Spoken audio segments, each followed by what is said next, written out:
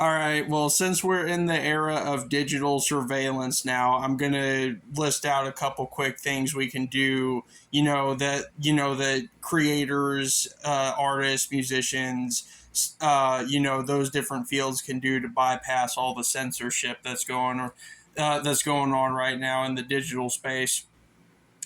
Now, obviously, if you have a computer right now, you still have offline art programs, music programs, and stuff that you can install um, on your computer before disconnecting from the internet.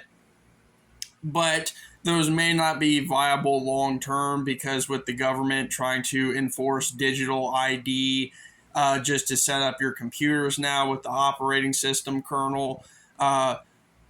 It might be a short term solution, but it may not pan out in the long run because once that kind of stuff goes into effect, they'll pretty much have complete control over your device. So uh, the the government and corporations pretty much control the entire digital sphere now. There's really no getting around it.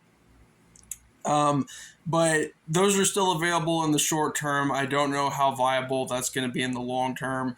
Secondly, there are places you can buy cheap instruments and stuff. Like if you want to make music, um, I don't know if pawn shops are a good place to go. I've heard they are, but sometimes they still might be a little expensive if I'm remembering right.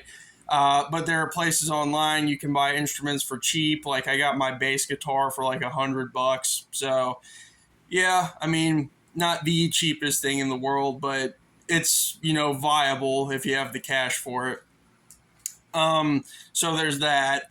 And lastly, when it comes to things like writing and sketchbooks, you can still go out and buy, notebooks and sketch pads and everything like that without a fucking ID. Because I would love to see the government try to enforce an ID verification at a physical store to buy a notebook. That shit would be hilarious. But right now, those are the three main ways I can think of to get around all the digital censorship that's going on, and you know, companies and governments and everything just trying to stop artists from exploring any kind of dark or taboo content. So, yeah, uh, I guess the only thing that's considered,